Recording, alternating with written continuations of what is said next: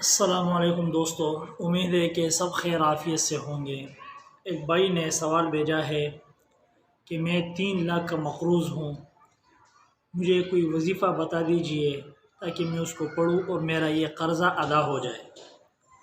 میرے محترم بھائی، آپ پریشان نہ ہو۔ سورۃ الشورى 25واں سپارہ ہے، دوسرے رکوع کی آخری آیات ہے، اللہ لطیف بعبادہ یرزق من یشاء وہو القوی العزیز۔ یہ آیات آخر تک 80 بار فجر کے بعد پڑھے، روزانہ 80 بار پڑھے اللہ لطیف بعبادہ۔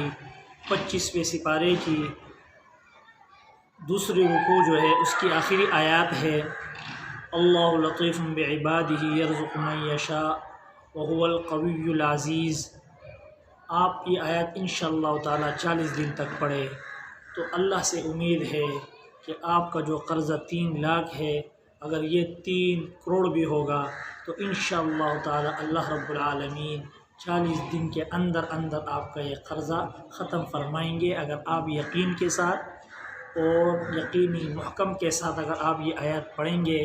اور جن گناہوں میں آپ ملوث ہو، جو گناہ آپ کر رہے ہو، چاہے وہ ظاہراً گناہ ہے یا باطناً گناہ ہے، آپ کو یہ گناہ چھوڑنا پڑے گا۔